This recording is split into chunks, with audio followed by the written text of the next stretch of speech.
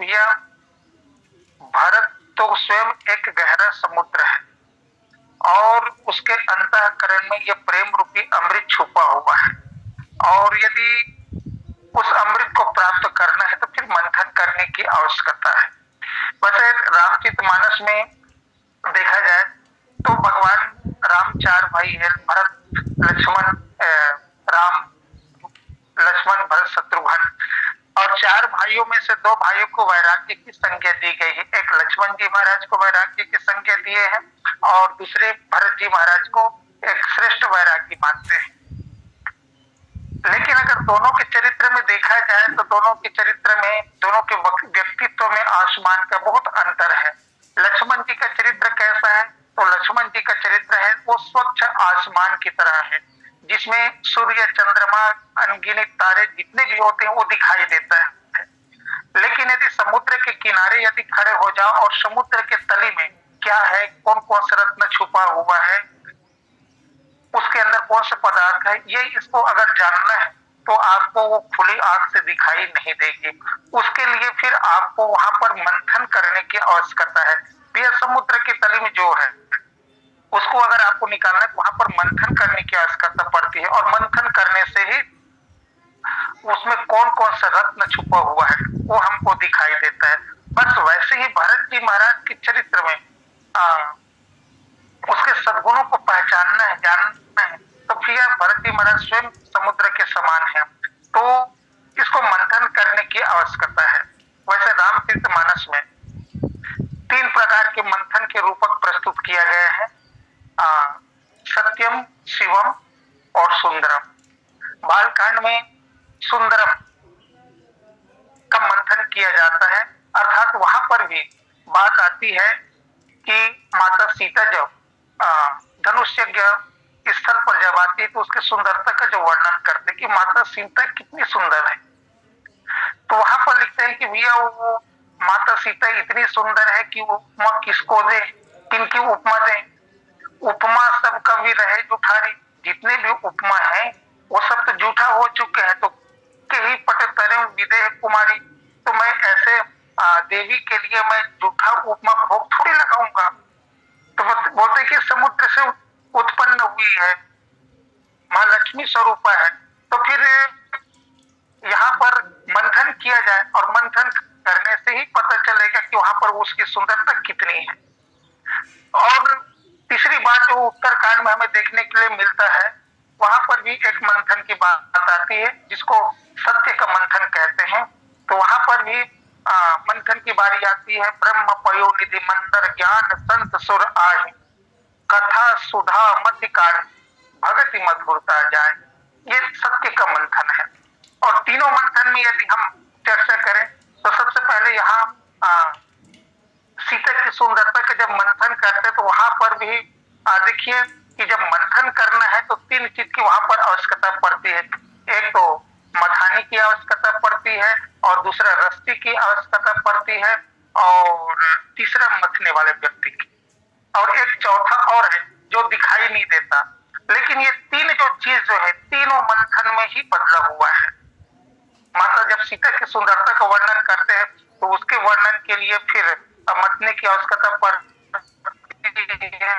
तो जो कभी सुबह पयो नदी कोई में कच्छ सोई शोभा सिंह मंद सिंह और मथे पानी पंकज निज मारू, वहां पर शोभा रूपी रस्ती मंद श्रृंगारो, श्रृंगार रस को मथानी बनाकर वहां पर कामदेव जो है स्वयं मथते हैं, तब उसकी सुंदरता सामने आती है कि माता सीता कितनी सुंदर है। और यहाँ पर जो सत्य का जो मंथन उत्तरकांड में जहाँ दिया गया वहां पर ब्रह्म पयोनिधि, ब्रह्म जो है समुद्र है और ब्रह्म पयोनिधि मंदर ज्ञान, वहां पर मथानी के रूप में मंदराचल पर्वत कौन है? ज्ञान। और वहां पर भी एक रस्सी की आवश्यकता पड़ती है। तो रस्सी की आवश्यकता, तो वहां पर जो सतयुग में जो समुद्र मंथन हुआ था वहां पर मंत्राचल पर्वत को समुद्र में ला करके रख दिया गया था और उसको वासुकी नाथ की सहायता से मथा गया था, फिर रत्न की वो प्राप्ति हुई थी। तो यहाँ पर जब सत्य का मंथन करते हैं तो यहाँ पर सर्प की भी आवश्यकता है रस्सी बनाने के लिए, ताकि ज्ञान रूपी मंदराचल पर्वत के मंदराचल के द्वारा मथाने के द्वारा उसको मथा जा सके, तो उसके लिए संशय सर्पदर्शन उर्गाता, मनुष्य के अंतःकरण में उठने वाला संशय को सर्प बना देते हैं और फिर मरते हैं।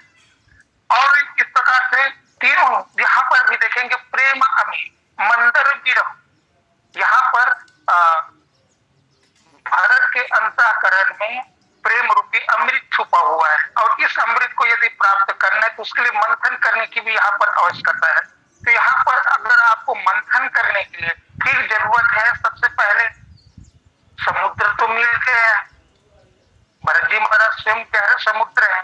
दूसरी जो बात यहाँ पर मथाने की आवश्यकता है, तो ये 14 साल का वियोग, 14 साल के भगवान राम का वियोग को यहाँ पर मथानी बनाकर और यहाँ पर माता के कई अम्बा के द्वारा जो मांगे गए जो वरदान, उसके वचनों को वासुकी नाम मंथन किया गया। चूंकि रामचरित मानस में कैकेयी को भी सर्पणी की संज्ञा दी गई है, मानव सर्वस्व भुवंग भावनी विषम भाति निहरानी, माता कैकेयी जो है उसको सर्प स्वयं सर्पणी की संज्ञा दिए हैं। तो ये अर्थात ये जो भरत जी का जो अंतःकरण का जो मंथन जो हो रहा है, ये कैकेयी माता के वरदान के कारण यहाँ पर ये हो पा रहा है। यदि माता कैकेयी ऐसे भगवान राम के लिए 14 साल के वनवास नहीं मांगते और भगवान राम का यदि वनवास नहीं होता तो भरत के अंतःकरण का मंथन यहाँ पर असंभव हो जाता। वैसे भगवान राम की 14 साल के वनवास के पीछे कई सारे कारण देते हैं, जैसे जैसे प्रसंग आता है उसके अनुसार से उसके कारण को रखा जाता है कि इस कारण से भगवान राम का 14 साल का वनवास हुआ। कई लोग कहते थे कि रावण के 14 साल ही बची थी, रावण का वध के लिए 14 साल का वनवास मांगे, तो कोई और कुछ बोल रहे हैं। तो यहाँ पर भी इस प्रसंग में अगर देखें तो वास्तविकता में ये भगवान राम को, रावण को अगर मारने की बात हो तो वो तो अयोध्या में ही रह करके मार सकते थे। उनके भगवान राम के संकल्प से ही रावण मर सकता था, है ना। भ्रिकुटी विलास से सृष्टि लय हुई, भगवान के भ्रिकुटी विलास करने से, पलक झपकने से ही सृष्टि का विनाश हो जाता है। तो ये रावण का वध कौन सी बड़ी बात है। यहाँ पर अगर मुख्य रूप से देखें तो भगवान राम का जो 14 साल का वनवास स्वयं भरत जी के सद्गुणों को सामने लाना, ये भगवान राम का ही प्रयास था। क्योंकि दोनों के बीच में, भक्त और भगवान के बीच में भी एक अंतर्द्वंद था। जैसे जब भगवान राम अयोध्या में रहते थे तो उस समय भरत अपने ननिहाल चले गए और भरत जी महाराज ननिहाल में रहते थे। रहने का कारण क्या था? भरत जी महाराज का सोच यही था कि यदि मैं अयोध्या में रहूं तो फिर लोगों की दृष्टि दोनों पर पड़ेगी, इसलिए मैं अगर ननिहाल में चले जाऊं तो समस्त अयोध्या वासियों की दृष्टि अगर राम पर पड़ती है तो राम के मर्यादित स्वभाव, उनके शील को सब जानेंगे और सब भगवान की बुरी बुरी प्रशंसा करेंगे। ये सोच करके भरत जी महाराज ननिहाल में चले, अर्थात भरत जी महाराज अपने आप को छिपा दिए और भगवान राम को छपाने का प्रयास कर रहे थे। लेकिन भगवान राम भी समझ गए कि भरत तुम मुझे छपाने का प्रयास कर रहे हो, अपने आप को छिपा रहे हो, तो तुमको अगर सामने लाने के लिए मैं ही 14 साल का वनवास निकल जाता हूँ, तब तो तुम्हारे सद्गुणों को देखेगी। अर्थात भक्त यही चाहता है कि लोग मुझे ना जाने, मेरे भगवान को जाने, लेकिन भगवान चाहता है कि मुझे लोग कम जाने लेकिन मेरे भरत जैसे भक्त को सब लोग जाने। ये भगवान की इच्छा होती है, शायद इसीलिए भगवान और यहाँ पर स्वयं मथने वाले 14 साल के वियोग को मथानी बना करके कई अम्बा के वचनों को वासुकी नाग बना करके यहाँ पर मंथन जो किया जा रहा है, तो मथने वाले कौन है? भगवान श्री रामचंद्र जी महाराज जो स्वयं उसका मंथन कर रहे हैं ताकि भारत के सद्गुण सामने आ जाए। अर्थात भारत के अंतःकरण में वो अनेकों रत्न छुपा हुआ है और ये रत्न जो है बाहर आए। और इस प्रकार से सत्यम, शिवम और सुंदरम, ये 3 प्रकार की मंथन की बात रूपक जो है रामचरितमानस में प्रस्तुत की गई है। सत्य का मंथन लास्ट में, अंतिम में, और सुंदरम का मंथन शुरू में और शिवम का मंथन बीच में। और कहते तो है सत्यम शिवम सुंदरम, लेकिन क्रम यहाँ पर उल्टा है। और तो मंथन जो है वो कौन सा मंथन है? शिवम। और शिवम अर्थात कल्याणकारी, कल्याण के। तो जब जैसे ही भरत जी महाराज का हृदय का मंथन आरंभ होता है, कब से? जब भगवान राम 14 साल के वनवास निकल जाते हैं और 14 साल के वनवास निकलने के पश्चात महाराज दशरथ वियोग में उनका निधन हो जाता है।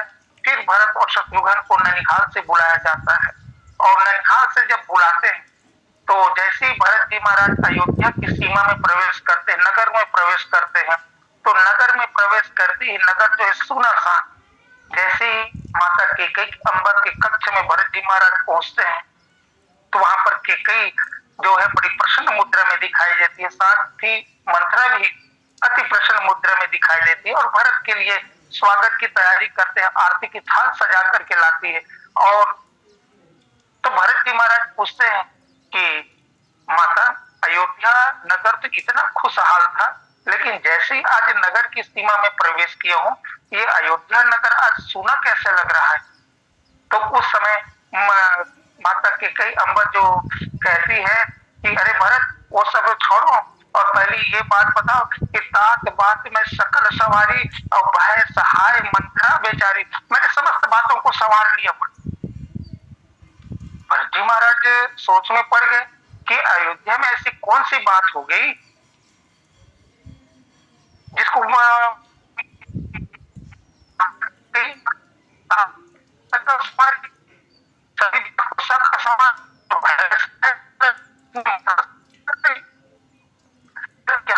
ज्ञान स्वरूप भगवान परमात्मा जो स्वयं यहाँ पर विराजित है, धर्म धुरंधर पिता महाराज के रहते हुए ऐसी कौन सी बात बिगड़ गई जिसको तुमने सजाया? तो फिर माता कैकेयी अम्बा बोलती है कि विधि के कार्य का जो बीच बिगाड़ और भूपति सुरपति पूर्व पगधारी, अरे बीच में विधाता को कुछ बातें पसंद नहीं आई और उसको कुछ बात को बिगाड़ दिए, जिसके कारण तुम्हारे पिता महाराज जो है ये संसार सागर छोड़कर चले गए। भरत जी महाराज की बात को सुन करके बिल्कुल असहाय जैसे हो गए और वहीं पर बैठ गए, क्योंकि पिता महाराज के निधन की बातें बहुत ही दुख लगा उसको। तो फिर भरत जी महाराज ने पूछ बैठा कि कहो कि तुम मरण है तो माता, अच्छा माता मुझे ये तो बताओ कि मेरे पिताजी के मृत्यु होने का कारण क्या है? जैसे हमारे और आप, ये बिल्कुल स्वाभाविक सी बात है, हमारे और आपके घर में कहीं से भी शोक पत्र अगर आ जाए तो शोक संदेश वहां को जरूर पूछते हैं कि अरे अचानक कैसे वो खत्म हो गया, तबीयत खराब था कि क्या हुआ? तो वैसे पूछ बैठे कहो कि तुम्हारा देखो माता मुझे ये तो बताइए आप कि मेरे पिताजी के मरने का कारण क्या है? तो उस समय जैसी माता कैकेयी जो है अपने द्वारा जो 2 वरदान मांगे उन्हीं बातों को सामने रख देते हैं और भरत जी महाराज भगवान राम की वनवास की बात को सुन करके भरत जी महाराज जो है भरत बिसरे हो पिता मरण तुरंत राम बन पाओ। भरत जी महाराज इतने व्यथित हो जाते हैं कि राम की वनवास को सुन करके वो पिता की मृत्यु का दुख भी भूल जाते हैं और राम के वनवास के दुख में व्यथित हो जाते हैं। और इतने भरत जी महाराज जो व्यथित होते हैं कि माता कैकेयी की खुल करके भर्त्सना करते हैं और माता कैकेयी अम्बा को सबसे पहले इतनी फटकार लगाते हैं, शायद कोई पुत्र जो है अपनी माँ को इतनी कड़ी फटकार लगाए और यहाँ पर फटकार लगाते हुए कहते हैं कि अरे वर मांगत मन भई न कीरा, डरी न मोह दिए परे न कीरा। अरे तुमने जब ऐसा वरदान मांगा तो वरदान मांगते वर मांगत मन भई न कीरा, तुम्हारे हृदय में पीड़ा नहीं हुई, गरी न जी मुंह परे न कीरा, अरे तुम्हारे मुंह की पड़ गए। अर्थात यहाँ पर ये खास देखा जाए तो ये माताओं की ये प्रसिद्ध गाली है और खास तौर पर गालियों में पुरुष वर्ग का गाली अलग होता है, माताओं की गाली अलग होती है। तो यहाँ पर भरत जी महाराज इतने व्यतीत हो गए कि जो गाली माताएं देती वही गाली भरत जी महाराज यहाँ पर देने लग गए कि गरी न जी वो परे न कीरा। हमारे छत्तीसगढ़ी में माताएं भी वही गाली दे तो मुंह कीड़ा पड़ जाए, तो बस वही गाली यहाँ पर भरत जी महाराज दे रहे कि तुम्हारे मुंह में कीड़ा क्यों नहीं पड़ गए, ऐसे वरदान मांगते। और महाराज फिर वहां से केकई अम्बा के कक्ष से निकल जाते हैं। अर्थात जैसे कि जो सतयुग में समुद्र मंथन हुआ था अमृत की प्राप्ति के लिए, तो जब सतयुग में समुद्र मंथन हुआ था तो वहां पर मंथन के द्वारा 14 रत्न निकाले गए। तो उनमें से सबसे पहला रत्न था, 14 रत्नों में से एक है कि श्री मणि रंभा बारुणी अमी शंख गजरा कल पद्रुम धनुबाजी। यहाँ पर 14 रत्न है। तो वैसे ही जब भारत रूप समुद्र का मंथन होता है तो सबसे पहले यहाँ पर रत्न के रूप में तो विष ही निकलता है। जैसे उसमें भी सतयुग में जो मंथन हुआ उसमें पहले ही रत्न निकला अलाहल नाम करके विष। मंथन तो कर रहे हैं कि अमृत प्राप्ति के लिए, लेकिन सबसे पहले वहां पर निकलता है विष हलाहल नाम, और उससे सब व्यतीत हो जाते हैं। फिर उस विष को भगवान शंकर की तरफ ले जाया जाता है, भगवान शंकर उसका पालन करते हैं विष का। भारत रूपी समुद्र पर मंथन करते हैं तो पहले ही रत्न के रूप में यहाँ पर निकलता है विष निकलता है। और ये विष अर्थात भारत के मुंह से निकले माता की गई के लिए कठोर शब्द ही तो विष है। और विष की माता केकई को इसके बाद सोचने की आवश्यकता पड़ गई, कह रहे कि जिस पुत्र के लिए मैं दुनिया का कलंक अपने माथे पर ले लिया वही पुत्र आज राजगद्दी ले लेते अस्वीकार कर रहे हैं और मुझे इतने डांट रहे हैं। ये भारत माता केकई अम्बा। अर्थात अब इसके पश्चात फिर अब भारत के हृदय का अब मंथन अब लगातार चालू होता है और अनेक गुण के रूप में निकलते हैं। इसके पश्चात फिर भारत के अंतःकरण में एक प्रथम जो रत्न निकलता है और भरत जी महाराज को आत्मचिंतन में लग जाते हैं और मैं केवल सब अनर्थित, मेरी माता ने यहाँ पर अयोध्या में जितने ही अनर्थ किए उसका सबका मूल कारण तो सिर्फ और सिर्फ मैं थी। यदि मेरा जन्म नहीं हुआ होता तो मेरे माता के द्वारा ऐसी वरदान नहीं मांगते, और ऐसे वरदान नहीं मांगते तो पिताजी को वियोग नहीं होता, पिताजी की मृत्यु नहीं होती। अर्थात सबसे पहले भरत जी के मन में यहाँ पर अब त्याग की भावना उत्पन्न होगी कि ये जितने भी जायदाद है, ये राज्य धन दौलत है, बस इसी के कारण से ही तो ये दुख यहाँ पर आ पड़ा है। तो भरत जी महाराज ने सबको त्यागने का निश्चय ले लिया। और अर्थात जैसे कि बीच में भी एक बात आती है जब वशिष्ठ जी के द्वारा ये बात रखी जाती है कि तुम्हारे पिता तुमको अयोध्या के राजगद्दी सौंपे और एक भाई जो है पिता की आज्ञा का पालन करते हुए वन को निकल गए। तो वहां पर भी भरत जी महाराज एक ही बात कहते हैं क्या कि भाई जो जिसकी संपत्ति है वही अपनी संपत्ति को किसी को दे सकता है, और जिसकी वो संपत्ति ही नहीं तो वो दूसरे की संपत्ति को दान कैसे दे सकता है। क्योंकि रही बात अयोध्या के राज्य, तो अयोध्या के राज्य महाराज दशरथ को किससे मिला है? उनके पिताजी राज्य से मिला है। राज्य को ये संपत्ति के राज्य किससे मिला है? महाराज रघु से मिला है। महाराज रघु को ये संपत्ति किससे मिली है? महाराज दिलीप से मिला है। और इस प्रकार से नाता जोड़ते जाए तो अंत में बात यही आती है कि संपत्ति जिसको ये मेरी संपत्ति कहते हैं, मेरी नहीं है, संपत्ति सब रघुवर के आई। तो ये समस्त संपत्ति तो भगवान की है, तो भगवान को क्यों न समर्पण कर दिया जाए। इस प्रकार से भारत की अंतःकरण में इतिहास उत्पन्न होता है और फिर भरत जी के अंतःकरण में फिर ये वैराग्य की सृष्टि होती है। तो फिर वैराग्य धारण करते हैं कि देखे बिन रघुनाथ पद जिए के जरन जाए। जब तक भरतनाथ जी के चरण कमल को ना देख दे से अंतःकरण जो ये जलन यहाँ से मिटने वाली नहीं है।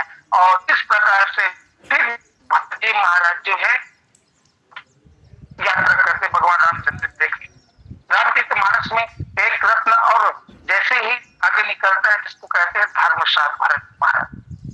तो महाराज दशरथ की अंत्येष्टि करने के पश्चात जितने भी राज्य के मंत्री हैं, माताएं हैं, सब एक साथ बैठी हुई है और एक सभा के रूप में और भरत जी के सामने एक प्रस्ताव रखते हैं राय राजपद तुम कहो दीन्हा, पिता वचन फुर चाहिए दीन्हा। भरत जी को कहते हैं कि तुम्हारे पिता महाराज ने तुमको अयोध्या राज्य गद्दी दिया है, राज तिलक दिया है, और पिता की आज्ञा तो तुमको भी पालन करना चाहिए। और तुम्हारे बड़े भाई राम ने पिता के वचनों का पालन करते हुए 14 साल के वनवास निकल गए, तो तुम्हें भी पिता के वचनों का पालन करना चाहिए। तो फिर उसके पश्चात फिर माता कौशल्या के द्वारा ये समर्थन किया जाता है कि चूंकि प्रस्ताव ला रहे हैं, कौन प्रस्ताव ला रहे हैं? वशिष्ठ जी महाराज। तो कौशल्या माता जो है समर्थन कर रही है कि गुरु पुत्र आयुष आई। अरे गुरु के वचनों का पालन करो, और गुरु के जो वचनों को जो पालन करोगे ना, तो इसके समान कोई पथ्य ही नहीं है। और इस प्रकार तुम्हें गुरु के वचनों का ही पालन करना चाहिए। फिर भरत जी महाराज कहने लग जाते हैं कि गुरु उपदेश दिन मोहिनी का प्रजा सचिव सम्मत सब ही का, और गुरु की तो मात स्वामी हित बानी, और सुनि मन मुदित करे मन जान। अनुचित उचित की अनुचित किए धर्म जाय भाव।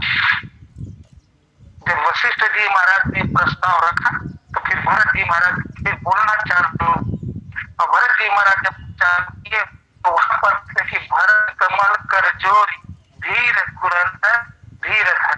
भरत जी महाराज जब बोलना चालू किए और कहे कि गुरु उपदेश दिन है मोहिनी का, इतने ही शब्द बोले थे, वहां जितने भी शब्द बैठे थे, ये सबके मन में यही भावना चुकी थी कि ये चूंकि एक केकई का पुत्र है, और केकई जो है यहाँ षड्यंत्र किए और षड्यंत्र किया, और इसके पुत्र जो है ये षड्यंत्रकारी कलंक मुझे भी नाम लगे, इसलिए थोड़ा सा नाम को जरूर कर रहा है। और अंत में देखो अब तैयार हो रहा है बैठने की। इस प्रकार से भरत जी महाराज जब बोलना चालू किए तो वहां पर कहते कि ग्रह ग्रहित पुनि बात बसते पुनि बिच्छी मार ते पियाई बारू कहा कहूँ उपचार। कि महाराज आप लोग तो बहुत सुंदर उपचार निकाल रहे हो, है ना, कि जिस राज्य का ग्रह दिशा बिगड़ा हुआ हो, बात रोग लग गया हो, ऊपर से बिच्छू मार दिया हो, और आप लोग कह रहे हो कि ये एक बार पी लो सब ठीक हो जाएगा। कितना सुंदर उपचार बता रहे, क्या ये उपचार? भरत जी महाराज का कहने का तात्पर्य क्या था? तो भरत जी महाराज यहाँ पर धर्म की बात रख रहे हैं वशिष्ठ जी महाराज, है ना, और यहाँ पर वशिष्ठ जी महाराज स्पष्ट कर रहे हैं कि अनुचित और सुख सुजस के ही अमर पति के, जो पिता के आज्ञा को बिना विचार किए मानता है उसको सुख की प्राप्ति होती है। तो तुमको भी पिता की आज्ञा को मानना चाहिए। क्योंकि रामकृष्ण महाराज में बहुत सारे धर्म की भी व्याख्या की गई है, और वो यहाँ पर भरत जी महाराज पिता को वचन नहीं माने तो ये भरत जी महाराज धर्म का सार कैसे हो? यहाँ तो ऐसा लगता है कि भरत जी अधर्म कर रहे हैं, लेकिन यहाँ पर भरत जी महाराज धर्म की एक नई व्याख्या की है। वैसे रामकृष्ण महाराज में भी देखा जाए धर्म की बहुत सारी व्याख्या की गई। एक तरफ कहा गया कि सबके समान, एक कहा गया कि धर्म ने कहा, तो एक तरफ ये कहा गया कि उदाहरणार्थ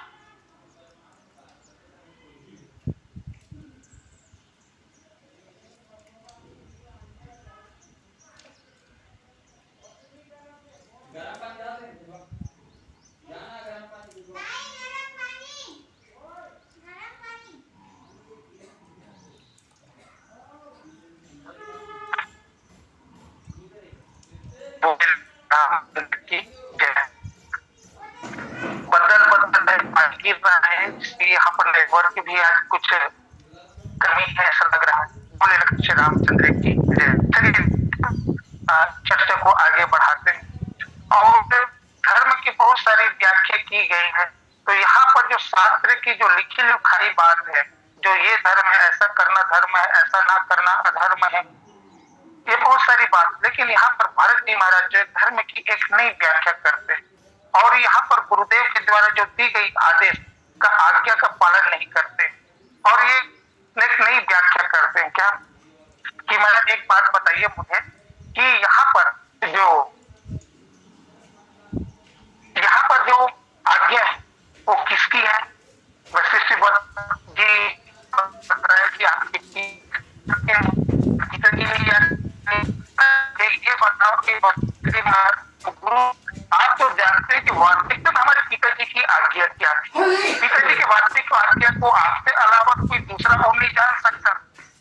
अर्थात भरत जी महाराज के कहने का तात्पर्य यही है कि यदि ये पिता का वचन होता तो बिल्कुल इसको स्वीकार किया जा सकता है, लेकिन ये पिता की आज्ञा नहीं है। पिता के कनपटी में बंदूक रख करके जबरदस्ती उसको कबूल करवाया गया है कि चलो तुम ऐसा बोलो। जैसे किसी एक व्यक्ति के कनपटी में बंदूक रख दिया जाए और उसको बोल दिया जाए कि भैया तुम्हारे जितने भी प्रॉपर्टी है सबको मेरे नाम कर दो, स्टाम्प पेपर में लिख दिया जाए। वो व्यक्ति तो उसको देना तो नहीं चाहता, लेकिन वहां पर कनपटी में बंदूक रखी है और कनपटी में बंदूक रखने के पश्चात, है ना, कनपटी में बंदूक रखने के पश्चात प्राण के डर के कारण से वो तो जो बोलेगा अपने प्राण के बचाव के लिए वो लिख देगा। वैसे ही यहाँ पर ये पिता महाराज की आज्ञा नहीं है। पिता महाराज की आज्ञा क्या थी? तो पिता महाराज की आज्ञा तो यही थी कि वो तो राम को राजा के रूप में राज्याभिषेक करना चाहते थे, राम को राजा के रूप में वो देखना चाह रहे थे, जिसके लिए वो वशिष्ठ जी के पास से मुहूर्त दिखवा करके भी गए। तो ये मैं पिता की आज्ञा कहूं या पिता के कनपटी में बंदूक रख करके जबरदस्ती उसके लिए उगलवाया गया है कि राम के लिए 14 साल की वनवास मांगो। गुरु की बात माननी चाहिए, पिता की आज्ञा माननी चाहिए, बात माननी चाहिए, लेकिन गुरु की आज्ञा हो तब, पिता की आज्ञा हो तब। जैसे किंकर जी महाराज एक बहुत सुंदर सा उदाहरण देते हैं। शिवरात्रि था और शिवरात्रि के दिन शिव भक्त लोग भांग गांजा का प्रयोग सबसे ज्यादा करते हैं। उनके गुरुदेव भी कभी भांग गांजा का सेवन नहीं करते थे, लेकिन शिवरात्रि है चलो प्रसाद है ले लिया जाए करके उसको पिलवा दिया गया। गुरुदेव को इतना नशा हुआ, अब उसके बाद अपने समस्त शिष्यों को बुलवा लिया गया। समस्त शिष्य उसके नजदीक आए तो पूछे कि क्या आज्ञा है गुरुदेव? तो बोले कि चलो एक अर्थी तैयार करो और मुझे वहां पर ले जाओ और शमशान में ले जाकर तो मुझे फूंक दो। गुरुदेव की आज्ञा से शिष्य सब स्तब्ध रह गए कि हमारे गुरुदेव जिंदा है और इसको हम अर्थी पर लिटा करके ऐसे उस शमशान घाट में ले जाकर के उसको फूंक दे। तो वो लोग पालन नहीं कर रहे तो गुरुदेव उसको और देना कह रहे तुम लोग कैसे शिष्य हो जो गुरु की आज्ञा का पालन नहीं कर। अब शिष्य के पास धर्म संकट में फंस गए कि गुरुदेव जिंदा है। अगर तत्व के दृष्टिकोण से विचार करके देखें तो ये आज्ञा गुरुदेव की है कि भांग की आज्ञा है ना? ये तो गुरुदेव की आज्ञा नहीं है। इसके अंदर जो बोल रहा है वो कौन बोल रहा है? वो तो भांग का नशा ही बोल रहा है और भांग का नशा अगर उतर जाए तो उसके पश्चात की बात की स्थिति कुछ अलग हो जाती है। ऐसे ही यहाँ पर तो धर्म का सार कहा गया। वैसे धर्म की में देख रहा है तो जैसे फल को उदाहरण दे दिया जाए तो फल में भी 3 भाग होते हैं, छिलका, बीच में रस और अंत में गुठली। छिलका जो प्रदर्शन का प्रतीक है और गुठला जिसमें रस ही रस है और अंतर में गुठली है और गुठली जो है जो कामना का प्रतीक है। तो ये धर्म को अगर हम तुलना करें तो भरत जी क्या है? तो भरत जी महाराज वो धर्म का सार है, इसमें रस ही रस भरा हुआ है और रस के अलावा यहाँ पर और कुछ ही नहीं है। इसलिए भरत जी महाराज को धर्म का सार। जब भरत जी महाराज ऐसे ऐसे जब बोलना चालू करते थे तो वशिष्ठ जी महाराज भरत के बुद्धि के सामने ही स्तब्ध रह जाते थे, चुप रह जाते थे। और जैसे चित्र के भगवान राम को मनाने के जाने के लिए तैयार हुए, वहां पर एक बात आते कि चित्रकूट तो जाए भगवान राम को मनाने के लिए वहां पर। तो भरत जी महाराज ने देखा कि अपने साथ ले गए कौन? एक चतुरंगनी सेना, अयोध्या का राज सिंहासन, छत्र पूछा गया कि भैया ये सब चीज ले जाने की जरूरत क्या है?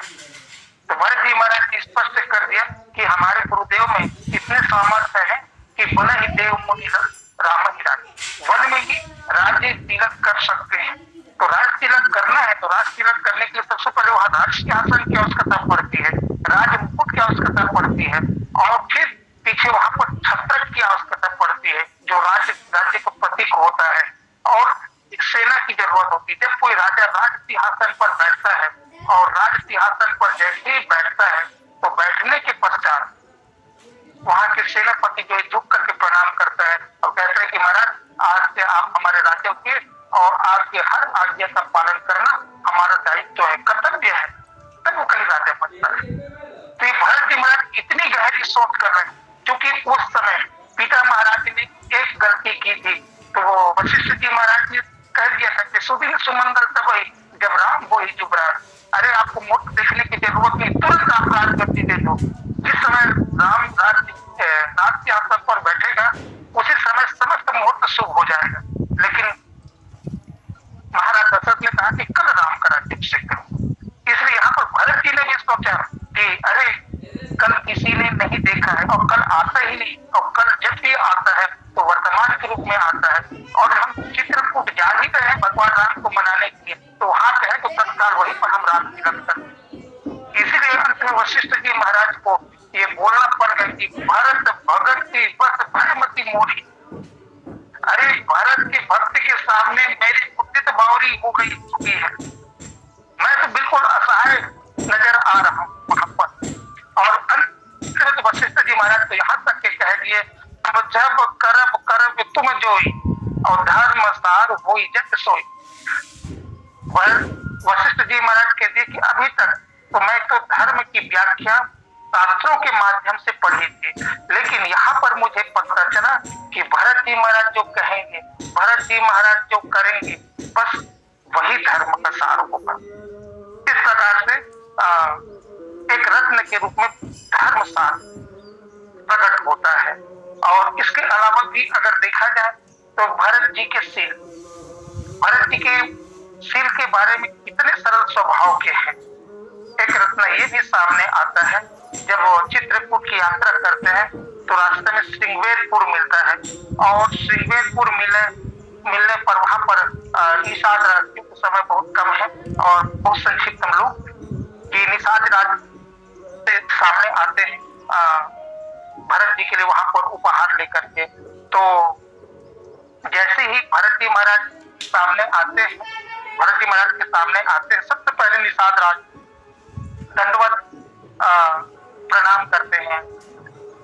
देखी दूरी ते कही निज नाम किन्हीं मुनि सही, देखी दूरी ते कही निज नाम किन्हीं मुनि सही दंड प्रणाम, दूर से ही दंडवत प्रणाम करते हैं। फिर वशिष्ठ जी महाराज बताते हैं कि ये कौन है, ये राम के सखा है, भगवान राम वनवास के दौरान किसी के यहाँ एक कुटी में रात्रि विश्राम किया, भगवान के सखा है, ये सुने तो भरत जी महाराज राम सखा सुनी सतम त्यागा, रथ में चढ़े बैठे हुए थे, भरत जी महाराज तत्काल रथ से उतर गए और चले उतरी उमगत अनुरागा, एकदम प्रेमवश भरत जी महाराज निषाद राज के पास चले गए और करत दंडवत देखते ही भरत लीन उड़लाई और मनहु लखन सन भेंट भई प्रेम न हृदय समाए। भरत जी महाराज जैसे ही प्रणाम कर रहे थे निषाद राज, उसको उठा करके हृदय से लगा दिया। अब देख लीजिए दूसरे दृश्य, जब निषाद राज वशिष्ठ जी महाराज को प्रणाम करते हैं तो दूर से प्रणाम करते हैं, उसको छूते भी नहीं, क्योंकि ये निषाद यहाँ पर ये निम्न जाति के हैं, वो स्पर्श नहीं करते ताकि वो अपवित्र भी ना हो। भरत जी महाराज को भी निषाद राज प्रणाम करते हैं दूर से, करत दंडवत देखते, अब दंडवत प्रणाम करते देखे तो भरत लीन उड़लाई, भरत जी महाराज जो है उसको उठा करके हृदय से लगा देते हैं, और हृदय से लगा देते हैं। ऐसा महसूस होता है यहाँ पर कि मैं निषाद राज को गले से नहीं लगा रहा हूँ, तो किसको गले से लगा रहा हूँ, तो मन लखन सन भेंट भई प्रेम न हृदय समाए। ऐसा महसूस होता है कि जानो मानो वो उनके छोटे भाई लक्ष्मण के साथ भेंट हुई है।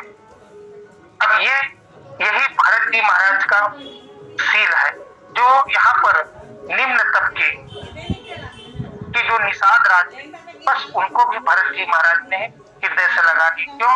राम सखा सुनी, ये राम के सखा है, ये जानकर के पूरा भेदभाव मिट गया, है ना। देखी भरत के सील सने निषाद से समय मिले,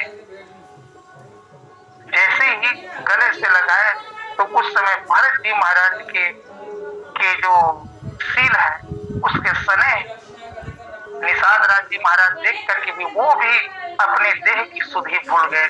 ऐसे ये भरत जी महाराज के सील है। तो ये एक रत्न के रूप में यहाँ पर भरत जी का सील सामने आता है।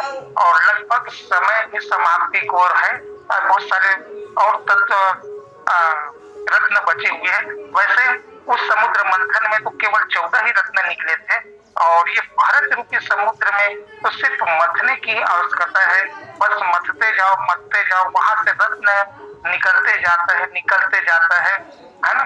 तो ये भरत जी महाराज के समस्त सद्गुणों के भंडार हैं। बोले लखन श्री रामचंद्र की जय।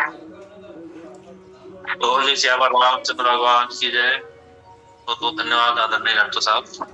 मी मंतर गिरव और प्रयोग गंभीर इस दोहे के आधार पर